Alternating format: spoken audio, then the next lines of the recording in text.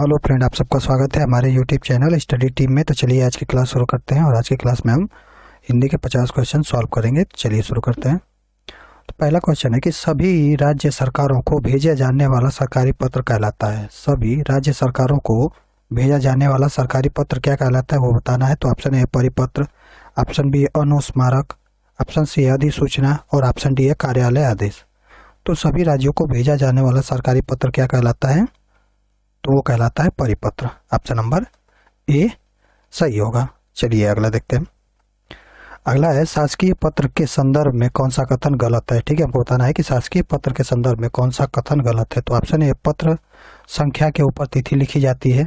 Option B है संबोधन महोदय बाईं ओर लिखा जाता है। ऑप्शन सी है पत्र के सबसे ऊपर पत्र संख्या लिखते हैं और ऑप्शन डी है पत्र के बाईं ओर सेवा में लिखा जाता है। तो वो शासकीय पत्र के संदर्भ में कौन सा कथन इसमें गलत होगा? तो ये है कि पत्र संख्या के ऊपर तिथि लिखी जाती है। ठीक है, ये पत्र संख्या के ऊपर तिथि नहीं लिखी जाती है। ठीक है, ऑप्शन नंबर ए गलत है। अगला देखते हैं हम। अगला है माता पिता द्वारा पुत्र को लिखे गए पत्र में माता पिता द्वारा क्या अभिवादन किया जाना चाहिए। ठीक है, माता पिता द्वारा पुत्र को लिखे गए पत्र में माता पिता द्वारा क्या अभिवादन किया जाना चाहिए। तो ऑप्शन ए शुभाशीर्वाद, ऑप्शन बी है सादर प्रणाम, ऑप्शन सी है सादर नमस्कार और ऑप्शन डी है प्रणाम। तो कौन सा ऑप्शन सही होगा? तो ये होगा कि माता पिता द्वारा पुत्र को लिखे गए पत्र में माता पिता द्वारा क्या अभिवादन करेंगे, तो वो शुभ आशीर्वाद लिखेंगे। ठीक है, ऑप्शन नंबर ए सही होगा। अगला देखते हैं हम। अगला है निम्नलिखित में से कौन सा मूल दीर्घ स्वर है। ठीक है, मूल दीर्घ स्वर बताना है कि कौन मूल दीर्घ स्वर है। तो ऑप्शन ए है आ, ऑप्शन बी है बड़ी ई, ऑप्शन सी है ऊ और ऑप्शन डी है उपयुक्त सभी। तो इसमें मूल दीर्घ स्वर क्या है? तो दीर्घ स्वर आ भी दीर्घ स्वर है, ई भी दीर्घ स्वर है और ऊ भी दीर्घ स्वर है। तो कौन सा ऑप्शन सही होगा? हमारा ऑप्शन नंबर डी सही होगा, उपयुक्त सभी। अगला देखते हैं। निम्नलिखित में से शुद्ध शब्द छाटिए। ठीक है, शुद्ध शब्द इसमें हमको बताना है कि कौन शुद्ध शब्द है। तो ऑप्शन ए आगामी, ऑप्शन बी है सेंद्रीय, ऑप्शन सी है अधीन और ऑप्शन डी है दीक्षा। तो इसमें शुद्ध शब्द कौन सा है? तो इसमें शुद्ध शब्द होगा अधीन। ऑप्शन नंबर सी सही होगा। आगे बढ़ते हैं। आगे निम्नलिखित में से शुद्ध वर्तनीय वाला शब्द कौन सा है। ठीक है, फिर बताना है कि शुद्ध वर्तनीय वाला शब्द इसमें कौन सा है। तो ऑप्शन ए है सांप्रदायिकता, ऑप्शन बी है सांप्रदायिकता और ऑप्शन सी है साम्प्रदायिकता और ऑप्शन डी है सांप्रदायिकता। तो सांप्रदायिकता कैसे शुद्ध लिखा जाता है? तो ये है सांप्रदायिकता, तो ये लिखा जाएगा सांप्रदायिकता। ठीक है, सांप्रदायिकता ऐसे शुद्ध लिखा जाता है। तो ऑप्शन नंबर बी सही होगा। आगे देखते हैं। आगे दीर्घ संधि, गुण संधि, वृद्धि संधि, यण संधि व अयाधि संधि संधि के किस मूल भेद के अंतर्गत सन्निहित है। ठीक है, हमको बताना है कि दीर्घ संधि, गुण संधि, वृद्धि संधि, यण संधि और अयाधि संधि किस संधि के अंतर्गत आते हैं। तो ऑप्शन ए है व्यंजन संधि, ऑप्शन बी है स्वर संधि, ऑप्शन सी है विसर्ग संधि और ऑप्शन डी है उपयुक्त में से कोई नहीं। तो कौन सा ऑप्शन सही होगा इसमें? तो दीर्घ संधि, गुण संधि, वृद्धि संधि, यण संधि और अयाधि संधि किसके हैं? तो ये स्वर संधि के भेद होते हैं। ठीक है, ऑप्शन नंबर बी सही होगा। आगे देखते हैं हम। आगे निम्नलिखित में से कौन सा व्यंजन संधि का उदाहरण नहीं है। ठीक है, हमको बताना है कि कौन सा व्यंजन संधि का उदाहरण नहीं है। तो ऑप्शन ए है उज्ज्वल, ऑप्शन बी है ऋग्वेद, ऑप्शन सी है उच्चारण और ऑप्शन डी है तथापि। तो कौन सा ऑप्शन सही होगा इसमें? तो ये होगा तथापि क्या है, ये व्यंजन संधि का उदाहरण नहीं है। अगला देखते हैं हम। अगला है सेना नायक में समास है। सेना नायक में समास है। सेना नायक में कौन सा समास है? तो ऑप्शन ए है द्विगु, ऑप्शन बी है व्ययभाव, ऑप्शन सी है द्वंद्व और ऑप्शन डी है तत्पुरुष। तो सेना नायक में कौन सा समास होगा? तो सेना नायक का समास विग्रह करेंगे तो क्या होगा? सेना का नायक। ये कौन सा समास होगा? तो ये तत्पुरुष समास होगा। ऑप्शन नंबर डी सही होगा। अगला क्वेश्चन है चौराहा का समासिक विग्रह क्या होगा। चौराहा का समासिक विग्रह बताना है कि क्या होगा। तो ऑप्शन ए है 4 राहों का हार, ऑप्शन बी है 4 राहों का समाचार, और ऑप्शन सी है 4 राहों का समाहार, और ऑप्शन डी है 4 राह। तो चौराहा का समासिक विग्रह क्या होगा? चौराहा का समासिक विग्रह होगा 4 राहों का समाहार। ठीक है, 4 राहों का समाहार, ऑप्शन नंबर सी सही होगा। अगला देखते हैं, अनुकरण में उपसर्ग कौन सा है? अनुकरण में हमको बता रहा है कि उपसर्ग कौन सा है। तो ऑप्शन ए है अन, ऑप्शन बी है करण, ऑप्शन सी है अ, और ऑप्शन डी है अनु। तो इस पे कौन सा उपसर्ग होगा? तो अनुकरण में कौन सा होगा? अनु उपसर्ग लगा है। ठीक है, अनु उपसर्ग लगा है, ऑप्शन नंबर डी सही होगा। अगला क्वेश्चन है, अप उपसर्ग दिए गए विकल्प में से किसके साथ प्रयुक्त हो सकता है? ठीक है, हमको बताना है कि अप उपसर्ग इस विकल्प जो विकल्प दिया है उसमें से किसके साथ प्रयुक्त हो सकता है। तो ऑप्शन ए है राम, ऑप्शन बी है मान, ऑप्शन सी है जय, और ऑप्शन डी है रण। तो अप उपसर्ग किसके साथ प्रयुक्त होगा? तो ये होगा मान के साथ। ठीक है, अप इसके उसमें अप उपसर्ग लगा देंगे तो क्या होगा? क्या होगा? अप मान हो जाएगा। ठीक है, चलिए अगला देखते हैं। अगला है, निम्नलिखित में से ई प्रत्यय में निर्मित शब्द कौन सा नहीं है? ठीक है, हमको बताना है कि कौन ई प्रत्यय से निर्मित शब्द नहीं है। तो ऑप्शन ए है मंडली, ऑप्शन बी है नगरी, ऑप्शन सी है टोकरी, और ऑप्शन डी है नाली। तो किसमें इसमें कौन सा ऑप्शन हमारा सही होगा जिसमें ई प्रत्यय नहीं लगा है? तो ये है हमारा ऑप्शन नंबर बी। क्या है? नगरी में ई प्रत्यय नहीं लगा है। अगला देखते हैं हम, निम्नलिखित में से कौन सा शब्द तत्सम नहीं है? ठीक है, हमको बताना है कि कौन तत्सम नहीं है। तो ऑप्शन ए है घृष्ट, ऑप्शन बी है पृष्ठ, ऑप्शन सी है पानिप, और ऑप्शन डी है पंख। तो इसमें तत्सम कौन नहीं है वो बताना है। तो कौन सा ऑप्शन सही होगा? तो ये होगा पानिप। क्या है? ये तत्सम नहीं है। ठीक है, चलिए आगे देखते हैं। आगे निम्नलिखित में से कौन सा शब्द तद्भव है? ठीक है, तद्भव बताना है कि इसमें तद्भव कौन है। तो ऑप्शन ए आग, ऑप्शन बी है अवर, ऑप्शन सी है वंश, और ऑप्शन डी है मंथज। तो तद्भव इसमें कौन होगा? तो इसमें तद्भव होगा आग। ठीक है, आग क्या है? तद्भव है। अगला देखते हैं हम, निम्नलिखित में से कौन सा शब्द तत्सम है? ठीक है, तत्सम बताना है कि इसमें तत्सम कौन है। तो ऑप्शन ए है भैंस, ऑप्शन बी है 12, ऑप्शन सी है सच, और ऑप्शन डी है पाद। तो इसमें तत्सम कौन सा होगा? तो इसमें तत्सम होगा पाद, ऑप्शन नंबर डी सही होगा। अगला देखते हैं हम, अगला है उत्पत्ति के आधार पे शब्द का कौन सा भेद गलत है। ठीक है, हमको बताना है कि कौन सा भेद गलत है उत्पत्ति के आधार पे। तो ऑप्शन ए तत्पुरुष, ऑप्शन बी है तद्भव, ऑप्शन सी है देशज, और ऑप्शन डी है रूढ़ि। तो उत्पत्ति के आधार पे कौन सा इसमें गलत होगा? तो ये होगा रूढ़ि, ऑप्शन नंबर डी सही है। अगला देखते हैं हम, अगला है निम्नलिखित में से कौन सा शब्द समूहवाचक संज्ञा है। ठीक है, हमको बताना है कि कौन समूहवाचक संज्ञा है। तो ऑप्शन ए है ठगाई, ऑप्शन बी है सजावट, ऑप्शन सी है कुंज, और ऑप्शन डी है पुस्तक। तो कौन सा ऑप्शन सही होगा इसमें? तो समूहवाचक संज्ञा कौन है? तो समूहवाचक संज्ञा होगा कुंज, ऑप्शन नंबर सी सही होगा। अगला देखते हैं हम, अगला निम्नलिखित में से कौन सा शब्द द्रव्यवाचक संज्ञा नहीं है। ठीक है, द्रव्यवाचक संज्ञा नहीं है वो बताना है कि कौन द्रव्यवाचक संज्ञा नहीं है। तो ऑप्शन ए पीतल, ऑप्शन बी है लोहा, ऑप्शन सी है सोना, और ऑप्शन डी है मंडल। तो कौन सा ऑप्शन सही होगा? तो द्रव्यवाचक संज्ञा मंडल द्रव्यवाचक संज्ञा नहीं है। ठीक है, अगला देखते हैं हम, अगला है उसने पत्र लिखा रेखांकित शब्द का सर्वनाम भेद है। ठीक है, आपको बताना है कि उसमें उसने कैसा सर्वनाम है। तो ऑप्शन ए है निजवाचक सर्वनाम, ऑप्शन बी है पुरुषवाचक सर्वनाम, ऑप्शन सी है निश्चयवाचक सर्वनाम, और ऑप्शन डी है संबंधवाचक सर्वनाम। तो उसने क्या है? उसने पत्र लिखा, तो उसने क्या है? उसने पुरुषवाचक सर्वनाम है, ऑप्शन नंबर बी सही होगा। ठीक है, चलिए आगे देखते हैं। अगला है इतना दूध लाए हो वाक्य में रेखांकित शब्द विशेषण के किस भेद के अंतर्गत आता है। ठीक है, हमको बताना है कि इतना विशेषण के किस भेद के अंतर्गत आएगा।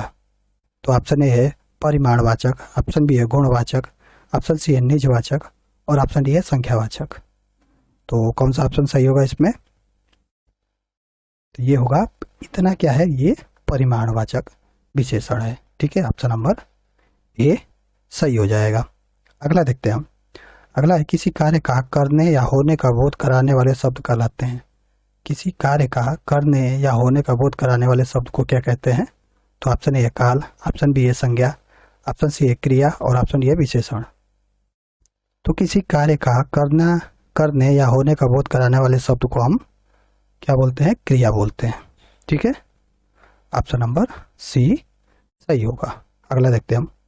अगला है वह हमेशा अपने भाई के गीत गाता रहता है। वाक्य में डैश डैश अव्यय पद है। ठीक है, हमको बताना है कि इसमें अव्यय कौन सा है। वह हमेशा अपने भाई के गीत गाता रहता है। तो ऑप्शन ए है वह, ऑप्शन बी हमेशा, ऑप्शन सी है अपने और ऑप्शन डी है गीत। तो कौन सा ऑप्शन सही होगा इसमें? तो इसमें होगा हमेशा क्या है? वाक्य में अव्यय पद है। ठीक है, चलिए आगे देखते हैं हम। आगे भला मैं क्या कर सकता है। वाक्य में भला क्या है? भला मैं क्या कर सकता, यहाँ पे हूँ है, क्या कर सकता हूँ। वाक्य में भला शब्द बताना है कि भला जो है वो क्या है। तो ऑप्शन ए है संज्ञा, ऑप्शन बी है सर्वनाम, ऑप्शन सी है विशेषण और ऑप्शन डी है अव्यय। तो कौन सा ऑप्शन सही होगा? तो यहाँ पे भला क्या है? यहाँ पे भला अव्यय शब्द है। ऑप्शन नंबर डी सही होगा। आगे देखते हैं हम। आगे है अनुपम शब्द का पर्यायवाची शब्द इनमें से कौन सा नहीं है। ठीक है, हमको बताना है कि अनुपम का पर्यायवाची कौन नहीं है। तो ऑप्शन ए है अतुल, ऑप्शन बी है अनिल, ऑप्शन सी है अपूर्व और ऑप्शन डी है अनोखा। तो कौन सा ऑप्शन सही होगा? तो ये है ऑप्शन नंबर बी, अनिल क्या है? अनुपम का पर्यायवाची नहीं है। अगला देखते हैं हम। निम्नलिखित में से कामदेव का पर्यायवाची शब्द है। कामदेव का पर्यायवाची हमको बताना है कि कामदेव का पर्यायवाची कौन है। तो ऑप्शन ए बिडोजा, ऑप्शन बी है पिसून, ऑप्शन सी है मार और ऑप्शन डी है अस्म। तो कामदेव का पर्यायवाची कौन होगा इसमें? तो इसमें होगा कामदेव का पर्यायवाची मार। ऑप्शन नंबर सी सही होगा। आगे देखते हैं हम। आगे है कि अल्पज्ञ का विलोम शब्द है। अल्पज्ञ का विलोम शब्द बताना है कि अल्पज्ञ का विलोम क्या होगा। तो ऑप्शन ए है विज्ञ, ऑप्शन बी है विशेषज्ञ, ऑप्शन सी है बहुज्ञ और ऑप्शन डी है अज्ञ। तो अल्पज्ञ का विलोम क्या होगा? तो अल्पज्ञ का होगा बहुज्ञ। ऑप्शन नंबर सी सही होगा। अगला देखते हैं हम। अगला है इनमें से अनुग्रह का विलोम कौन सा है। इनमें से अनुग्रह का विलोम बताना है कि अनुग्रह का विलोम कौन सा है। तो ऑप्शन ए आग्रह, ऑप्शन बी है संग्रह, ऑप्शन सी है ग्रहण और ऑप्शन डी है विग्रह। तो अनुग्रह का विलोम क्या होगा? तो अनुग्रह का विलोम होगा विग्रह। ऑप्शन नंबर डी सही होगा। अगला देखते हैं हम। वेद आर्यों के डैश डैश ग्रंथ हैं। रिक्त स्थान के लिए उचित शब्द हमको बताना है कि यहाँ पे क्या भरा जाएगा। तो ऑप्शन ए आदि, ऑप्शन बी है आदि, ऑप्शन सी है अनादि और ऑप्शन डी है अधि। तो वेद आर्यों के लिए क्या है, कौन सा ऑप्शन यहाँ सही होगा? तो वेद आर्यों के लिए आदि ग्रंथ है। ऑप्शन नंबर बी सही होगा। ठीक है, अगला क्वेश्चन है मनुष्य जीवन की डैश डैश मनोवेगों के कारण होती है। रिक्त स्थान के लिए उचित शब्द चुने। ठीक है, हमको यहाँ पे भरना है कि क्या वह भरा जाएगा। तो ऑप्शन ए दुर्दशा, ऑप्शन बी है उन्नति, ऑप्शन सी है गति और ऑप्शन डी है सार्थकता। तो कौन सा ऑप्शन भरा जाएगा यहाँ पे? मनुष्य जीवन की डैश डैश मनोवेगों के कारण होती है। तो यहाँ पे कौन सा उचित वाक्य भरा जाएगा? उचित शब्द कौन सा भरा जाएगा? तो वो है हमारा ऑप्शन नंबर डी, मनुष्य जीवन की सार्थकता मनोवेगों के कारण होती है। ठीक है, ऑप्शन नंबर डी सही होगा। अगला देखते हैं हम। अगला है अवर्णनीय शब्द के लिए एक वाक्य है। अवर्णनीय शब्द के लिए आपको एक वाक्य बताना है। तो ऑप्शन ए है जो बात वर्णन से परे हो, ऑप्शन बी है जो वाणी द्वारा व्यक्त किया जा सके, ऑप्शन सी है जिसे वाणी व्यक्त न कर सके और ऑप्शन डी जो वचन या वाणी द्वारा न कहा जा सके। तो अवर्णनीय के लिए एक शब्द क्या होगा? कौन सा ऑप्शन सही होगा? तो ऑप्शन नंबर सी, जिसे वाणी व्यक्त न कर सके। ऑप्शन नंबर सी सही होगा। अगला है जिस स्त्री के पुत्र और पति न हो उस वाक्य के लिए एक शब्द हमको बताना है कि जिस स्त्री के पुत्र और पति न हो। तो ऑप्शन ए है अवीरा, ऑप्शन बी है अबला, ऑप्शन सी है असहाय और ऑप्शन डी है अकैल्या। तो जिस स्त्री के पुत्र और पति न हो उसे उसके लिए एक शब्द क्या होगा? तो उसके लिए होगा अवीरा, ऑप्शन नंबर ए। जिस स्त्री के पुत्र और पति न हो उसे हम क्या बोलते हैं? अवीरा बोलते हैं। अगला है गहरी नींद सोना, मुहावरे का उचित अर्थ बताइए। गहरी नींद सोना, मुहावरे का उचित अर्थ बताना है। तो ऑप्शन ए है घोड़े पर सवार होना, ऑप्शन बी है बेसुध होना, ऑप्शन सी है घोड़े बेचकर सोना और ऑप्शन डी है चैन की नींद सोना। तो गहरी नींद सोना मुहावरे का अर्थ क्या होगा? तो ये होगा घोड़े बेच के सोना, ऑप्शन नंबर सी सही होगा। अगला है हाथ ना आना, मुहावरे का सही अर्थ है। हाथ ना आना मुहावरे का हमको अर्थ बताना है। तो ऑप्शन ए है पकड़ में ना आना, ऑप्शन बी है बहुत बड़ा होना, ऑप्शन सी है हाथों का व्यायाम करना और ऑप्शन डी है हाथ फैलाना। तो हाथ ना आना मुहावरे का सही अर्थ क्या हो जाएगा? तो ये होगा पकड़ में ना आना, ऑप्शन नंबर ए सही होगा। अगला देखते हैं हम। अगला है चोटी का पसीना एड़ी तक आना। चोटी का पसीना एड़ी तक आना लोकोक्ति का निम्नलिखित में से उपयुक्त अर्थ चुनिए। ठीक है, चोटी का पसीना एड़ी तक आना, इसका इस लोकोक्ति का अर्थ हमको बताना है। तो ऑप्शन ए है कूदना, ऑप्शन बी है प्रतिदिन कसरत करना, ऑप्शन सी है दौड़ना और ऑप्शन ए कड़ा परिश्रम करना। तो चोटी का पसीना एड़ी तक आना लोकोक्ति का अर्थ क्या हो जाएगा? तो ये होगा ऑप्शन नंबर डी, कड़ा परिश्रम करना। चलिए आगे देखते हैं। निम्नलिखित में से मिश्र वाक्य कौन सा नहीं है? ठीक है, हमको बताना है कि कौन मिश्र वाक्य नहीं है।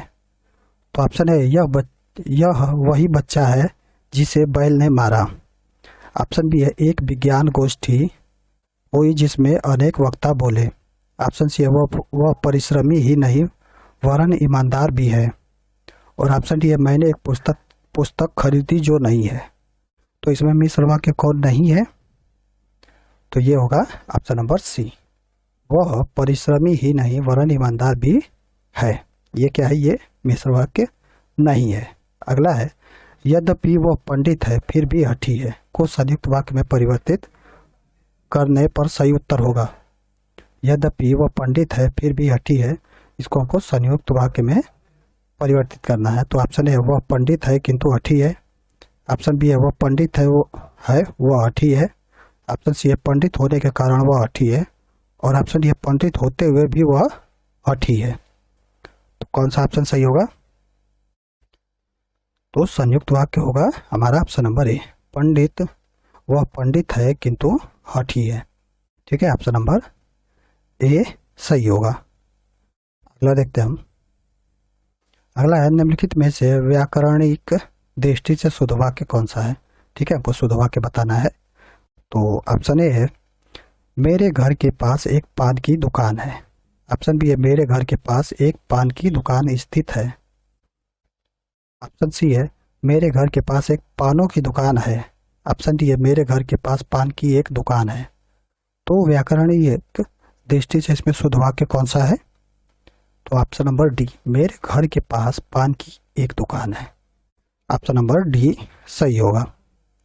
अगला देखते हैं हम। अगला है निम्नलिखित में से कर्म वाक्य वाला वाक्य चुने।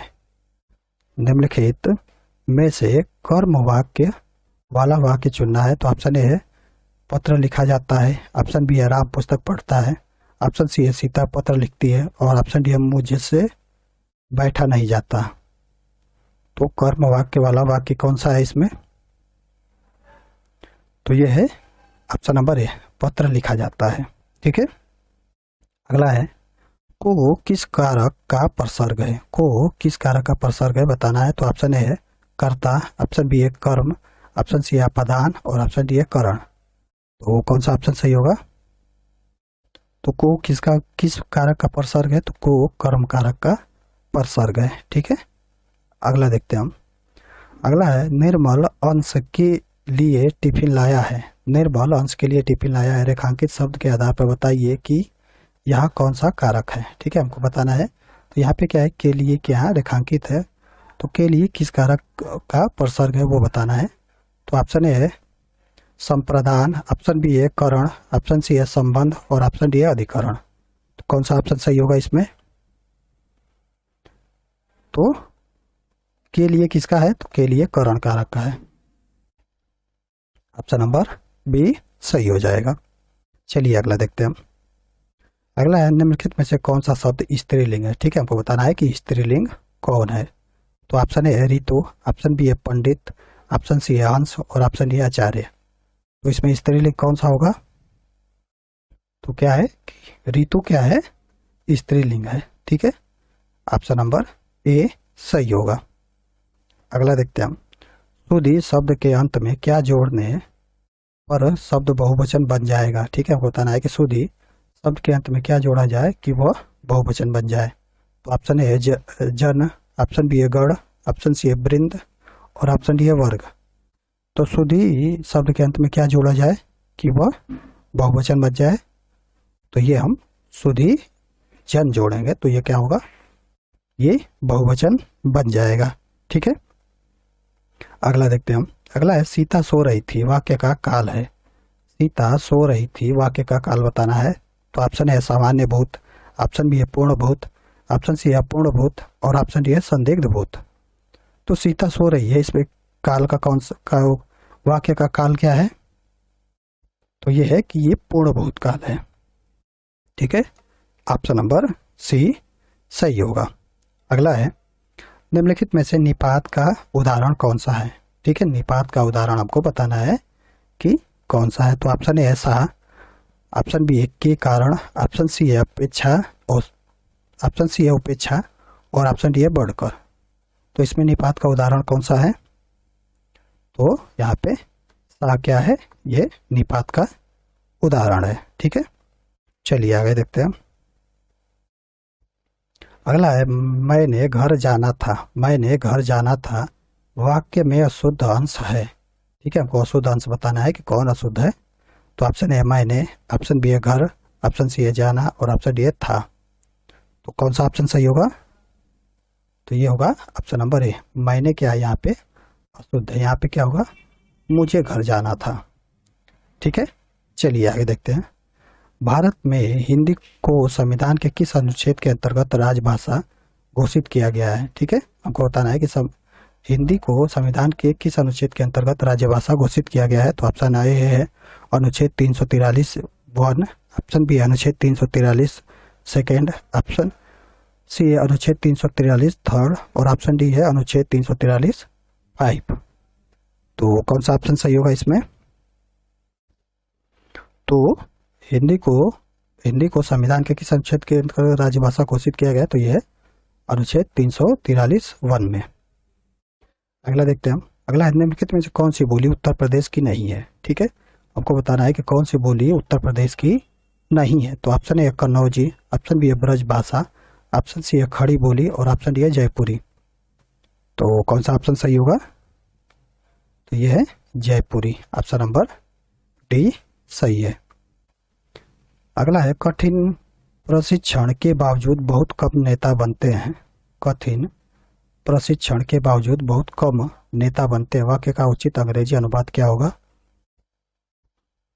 तो ऑप्शन ए है hard instruction less leaders protected by instruction, option D है make few leaders by instruction. तो कौन सा ऑप्शन सही होगा इसमें? तो इसमें होगा हमारा ऑप्शन नंबर बी। ठीक है, ऑप्शन नंबर बी हमारा सही होगा। अगला देखते हैं हम। अगला है conservation of nature water sources वाक्य का उचित हिंदी अनुवाद क्या होगा?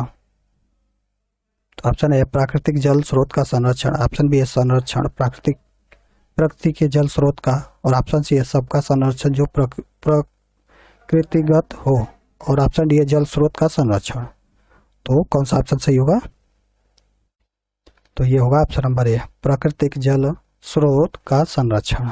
ठीक है, ऑप्शन नंबर ए हमारा सही होगा। तो चलिए आज की इस वीडियो में इतना ही। अगर आपको वीडियो अच्छी लगी हो तो प्लीज़ लाइक एंड सब्सक्राइब जरूर करें।